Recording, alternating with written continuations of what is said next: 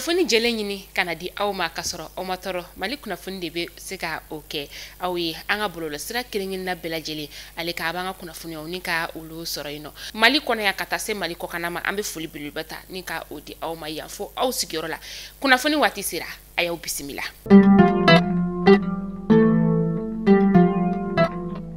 Kunnafoni daminɛla bi ka kɛɲɛ ni Conférence des Nations Unies tako sabana ale ye min ni anw ka ministre bɛ yen nɔ ni an ka ministre ɲɛmaa ni o ye général de division Abdoulaye Maïga ye ale tun bɛ o kɛnɛ kan Turkmenistankaw ka jamana o kɔnɔna la u ka jamana ɲɛmaa ni o ye Sedara Berdimuhamedow ye a ye an ka ministre ɲɛmaa kɔni ni ka ale bisimila fɛn min ye Palais des Sports o kɔnɔna la kunu araba donya kɔni ale la ani jamana ɲɛmaa kɔni bɔlen kuma falen na sa a bɔra k'a yira k'a fɔ ko a ye an ka cɛmancɛ fanga jamana ɲɛmaa k'u ka foli ta ni ka ɲɛsin jamana ɲɛmaa kɔni ma min ni a taara o kɔni nɔ labila conférence ale kɛnɛ kɔni kana la ka tila k'a yira k'a fɔ ko ka foli kɛ ka ɲɛsin gouvernement maa bɛɛ lajɛlen ma u ye danaya min ta ni ka da anw ka jamana kɔni ale kan ka taa conférence ale kɛnɛ kan a ye o foli kɛ ni ka ɲɛsin jamana ɲɛmaa kɔni o ma.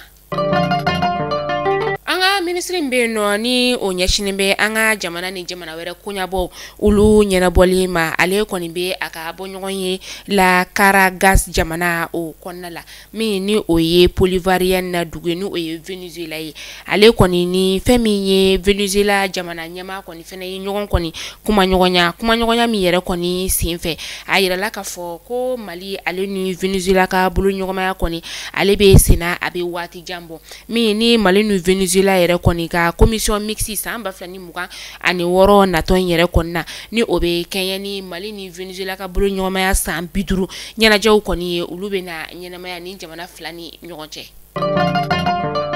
Fɛn min ye professeur Clément Dembélé ale kɔni bɛ tolen kaso kɔni o kɔnɔna la an bɛ wagati min na i n'a fɔ sa cour d'appel min bɛ an ka faba kɔnɔna la olu kɔni ma jɛ ni Clément Dembélé ka bilali kɔni ye ka bɔ kaso ale la Clément Dembélé an b'aw ladɔnniya k'a fɔ ko a bɛ kaso la kabini novembre kalo tile 20 san 2023 ka sababuya kɛ a kumakan dɔw kɔni carina bɔlɔlɔ sira kana fan bɛɛ lajɛlen na min ni a bɛ ka bagabagali ta kɔni ta ka ɲɛsin an ka cɛmancɛ fanga jamana ɲɛmaa ale ma. An bɛ taa Sikasokaw olu fɛ yen nɔ fɛn min ye couvre-feu ye dɔ farala a kuntagala kɔni kan a bɛ daminɛ su nɛgɛ kanɲɛ fu ka se sɔgɔmada nɛgɛ kanɲɛ 5 o wagati ma couvre-feu in yɛrɛ kɔni a sigikun ye min ye o de ka se ka lakana tɔ ni ka o sinsin dugu o kɔnɔna na dɔ bɛna fara larawuliliw kɔni kuntagala kan.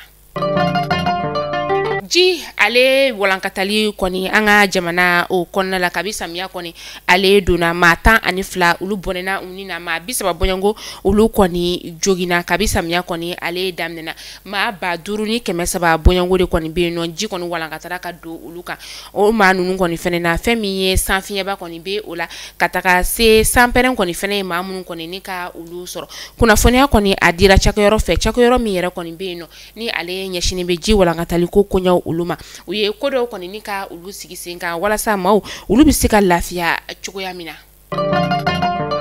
An bɛ taa Kɔlɔnjɛbakaw olu fɛ yen nɔ dugu fila kɔni karila ɲɔgɔn na min ni fagali yɛrɛ kɔni bɔra a ko la o dugu ye Nangalaso dugu ka taa se Maribugu dugu kɔni ma ni dugu kɔfɔlen ninnu bɛ Kɔlɔnjɛba o lamini na Kɔlɔnjɛba bɛ Buguni mara la a kɛra juillet kalo tile 30 tɛmɛnen san 2025 seerew olu y'a yira k'a fɔ ko maa 7 de kɔni bɔnɛna a ni na o seere kelenw fana y'a yira k'a fɔ ko nin dugu fila ka kɛlɛ kun tɛ fosi ye dugukolo ko kɛlɛ kɔ.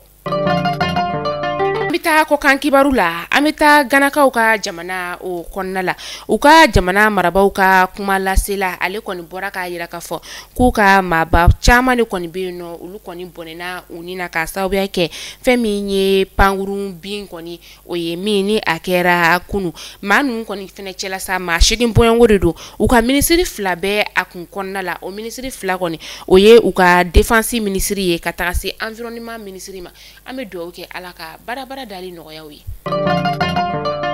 Mali kunnafoni jabaran lajɛbaw yana an ka kunnafoniya an ka o datugu sa an dusuma kasalen don kosɛbɛ ka sababuya kɛ an cakɛɲɔgɔn ni a tun bɛ baara kɛ Mali kunnafoni ale kɔnɔna ni o ye Rebeka Danbele an dabama ka wele kɔni sera ale ma fɛn min ye tarata donya sɔgɔmadafɛla ye ka sababuya kɛ bana kuntagala surun ye a kɛra Ponge dɔgɔtɔrɔso yɛrɛ kɔni o kɔnɔna la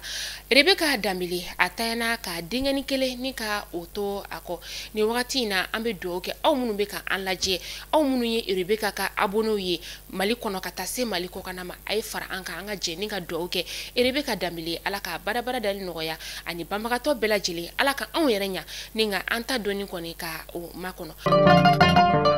Mali kunnafoni jabaran lajɛbaw ni kunnafoni dɛmɛrɛ tun b'an bolokɔrɔ bi ni ka da kelen-kelen bɛɛ lajɛlen kulo kan hakili la aw ye faamuyali caman ni ka o sɔrɔ an ka bi kɔrɔfɔw la n'ala man ka jɔn an bɛ ɲɔgɔn sɔrɔ an donna nataw la kunnafoni kuraw olu kɛnɛ kan